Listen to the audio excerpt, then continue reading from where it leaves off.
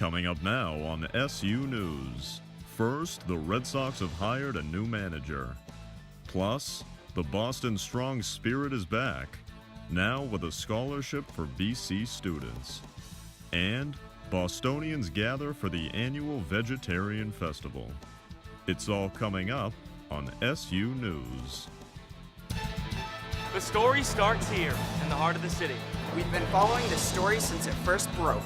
Everybody's waiting to find out what's next. It's an issue for residents here and around Boston. Now, the city is buzzing. It's a story you first saw on SU News. It's the talk of the town. It's all coming up on SU News.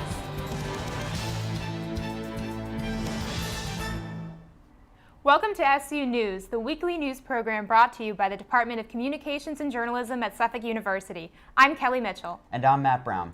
We start today with some developing news out of Washington. New JFK assassination documents have been released, but many are still on hold. SU News reporter Brendan Hyde is live in studio with the story. Yeah, guys, the National Archives published nearly 3,000 previously sealed documents related to the assassination of President JFK. But President Trump and the White House are delaying the release of more than 200 others. Under a 1992 law, the government was supposed to have released all documents by midnight on Thursday, unless President Donald Trump objected to do so. In a memo, the president said he had no choice but to delay the release of the remaining records, since it could potentially cause irreversible damage to the national security. Now, the president has teased the release of the documents. He tweeted Saturday saying, "Subject to receipt of further information, I will be allowing, as president, the long blocked and classified JFK files to be opened." And then he tweeted again Wednesday saying the anticipated release of the files will take place tomorrow. So interesting. The president has placed the remaining documents under a 6-month review. Before the rest of the records are released, President Trump says to ensure there is full transparency and expects agencies to get this information out as quickly as possible. Reporting live in the studio, I'm Brandon Hyde, SU News. Despite a World Series win and 2 playoff bids during John Farrell's time as Red Sox manager, the team still decided to relieve him of managerial duties after this year's 2nd playoff loss in a row. Yeah, Kelly. Now the team has decided who will replace him at the helm of this organization. This past Sunday, the Boston Red Sox hired former Houston Astros bench coach Alex Cora as their 47th manager, replacing John Farrell, who was fired after the playoff ALDS loss to Cora's former team. Farrell? Terrible.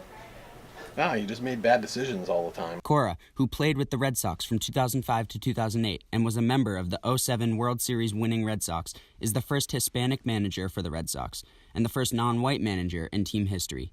Hired to a 3-year contract with an option to stay for a 4th year, Sox fans are excited for Cora to add a fresh strategy and new face to this young team. Alex Cora should be a good pick for the position. Player of the Red Sox, he was a veteran, so familiarization with the organization, I guess, might be an advantage. But we'll see what he can do. It can't be any worse than the last guy. Red Sox principal owner John Henry stated about Cora, quote, "In Alex, we have found a natural leader to guide our clubhouse. He is extremely smart with a dedication to what it takes to be successful in today's game on the field." With no managerial experience, Cora still hopes to bring the Red Sox to the playoffs for the 3rd time in as many years. Also in sports, the Celtics season took a turn on opening night when Gordon Hayward fractured his tibia. The team will now need their young players to step up in Hayward's absence. SU News reporter Jacob Toby has more. It was a tough first week for the Boston Celtics because top forward Gordon Hayward likely done for the season after injuring his leg versus the Cleveland Cavaliers on opening night. Gordon Hayward, the top free agent on the market this offseason, signed by the Celtics, was set to lead the Green to banner 18 until October 17th happened. Hayward fractured his tibia and dislocated his ankle.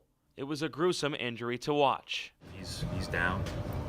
Obviously, there's a physical pain to it, but I think there's also doubled by the emotional pain of, he put a lot of effort into trying to start this career out well in Boston. Aaron Smith of Boston Sports Medicine says that it's very unlikely Hayward could return this season and that the rehab process will be a long one.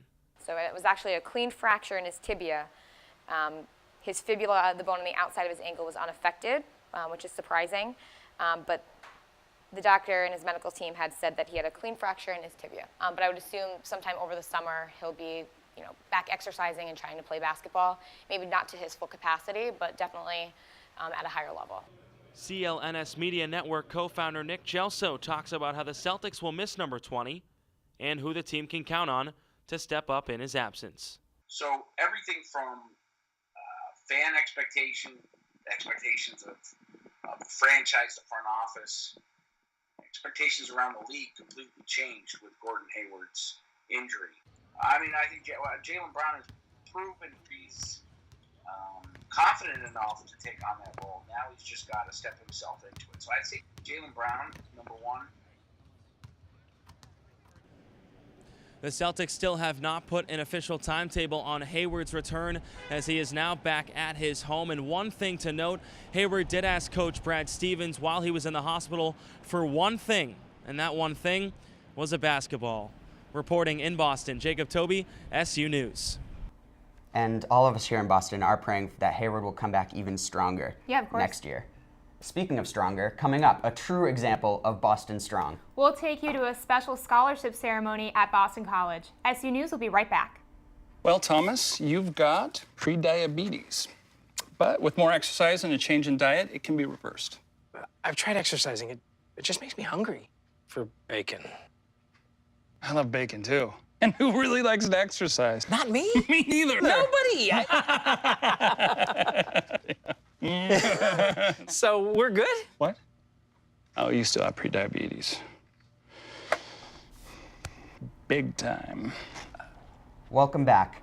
More than 4 years after the Boston Marathon bombings, the Boston Strong mantra continues. This week, 2 bombing survivors honored a college student who also faces adversity with grace. We're so proud of you. Patrick Downs and Jessica Kensky both lost a leg when the blast went off at the Boston Marathon finish line in 2013. Kensky deciding over a year later to amputate her other leg as well. Now the married couple is paying the Boston Strong spirit forward at Patrick's alma mater of Boston College. Jack Manning, please come up here and accept for the first time the Boston College Strong Scholarship. BC sophomore Jack Manning lost one of his legs to cancer as a child. Not only did the Norfolk native continue to play sports, he also now mentors young cancer patients who also face losing limbs. I am proud to be considered BC Strong and will do my best to honor Patrick and Jess. So this scholarship today is not only to recognize what you've overcome, but to celebrate all of the potential that you have. Patrick's old classmates stepped in to help raise money for the scholarship, a fund they now plan to award annually. Along with his resiliency in overcoming his physical disability, Jack was chosen for his compassion and humility. Jessica says getting to know Jack has been therapeutic for her and Patrick. We've received so much attention and so much goodwill, and so we just knew as soon as we literally got back on our feet and became more healthy and independent that we couldn't wait to shine the light on someone else. We have so much in common, we can find so much strength in each other. And there is so much that I can learn from Jack. Surrounded by the people and furry friends that got them through hardship, Jessica and Patrick are now looking to be there for Jack in the years to come. No, I'm very excited to maintain a great friendship with them and grow over the next several years. And I know he's going to be a great role model, and we're elated. So the funding for the Boston College Strong Scholarship has surpassed the original goal. So far, 1,000 donors have raised almost, get this, $400,000. And that money is going to go to a different recipient every year, so this is only the beginning. And it's great to see the Boston Strong mantra and the mindset going on so long after the bombings happened. Absolutely. Coming up next, a special performance taking center stage. We'll take you to an LGBTQ performance at Suffolk University. Why is my son having trouble in school? Finding lowest airfare to Istanbul. No, I'm tired of fighting with my son over his homework. Home walk restaurant. Need a review? No. He's smart, but his mind wanders. 7 wonders of the world. Why don't you understand me? I do. I was trying to show how Connor feels every day. Redirecting to understood.org. Join parents and experts at understood.org, a free online resource about learning and attention issues to help your child thrive. Welcome back. A unique performance came to Suffolk University this week. Drag performers hitting Somerset with an important mission. SU News reporter Mary Boucher is live in Boston with the story. Wednesday night, the PAO and the Queer Student Union teamed up to bring professional drag performers to Suffolk University. The night was filled with high energy, both from the students and the performers. Black and Pink is an open family. It's the largest open family of LGBTQ and HIV positive prisoners and free world allies that support one another. Our office manager, Ty Henson, he started 7 years ago as a member of Black and Pink, getting services. We do court support. We'll bond you out of jail. We'll go to court with you, make sure you got some sustainability. Hey, I have to go. These drag queens do live performances for a living and also are helping people in the community along the way.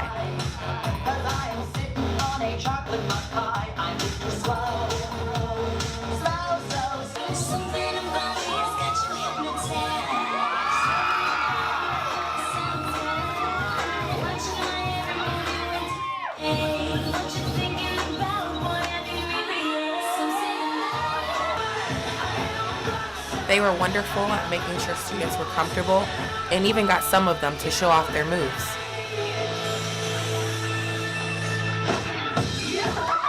Are you 4 lesbians? Don't lie, you're in college. Oh, look at you. Such a good Christian girl. Yes. Mama taught you right. Respect your elders.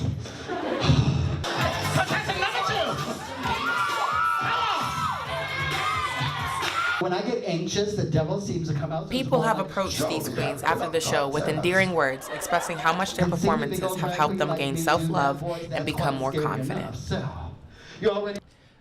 The performers and the students are very excited for the show to come again next year. For SU News, I'm Mary Boucher. Going vegetarian or even becoming a vegan can be a challenge, but there was an event this week to support and help people find new ways that make it easier.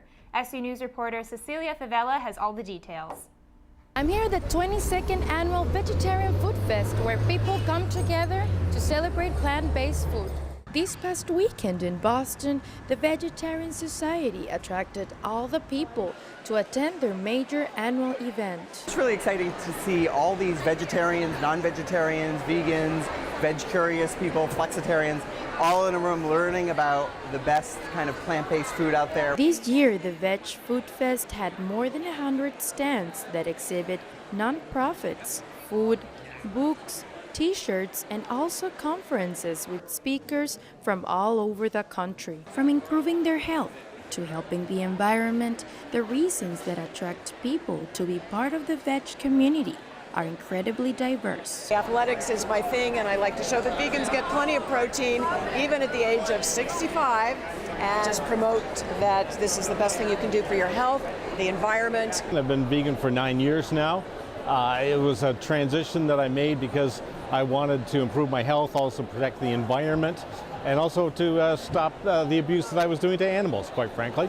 Attendees say they notice the impact this event has on the community. And it's just exciting to see everyone kind of learning and sharing and celebrating together. When everybody comes together, I think it's unifying, and I think it gives everybody a bit of energy and encouragement to keep going with their chosen path in life. Oh, it's pretty amazing, the crowd that's here and the energy that's here, and people are so open to the idea. It was a really crowded day here at the Boston Vegetarian Food Fest, where many of the conferences were full. All the stands needed to keep restocking what they offered, which only shows how the interest for this cause has grew over the past years. In Boston, Cecilia Favela, SU News. Me and Kelly were talking in the package. What do you think? Do you think you would ever go vegetarian? I don't know. I feel like it wouldn't last. Would you? No, I might give up red meat, but that's about the extent All to right, it. that's more than I would say. Yeah. That does it up for us here at SU News. I'm Matt Brown. And I'm Kelly Mitchell. We'll be back next week. We hope to see you then.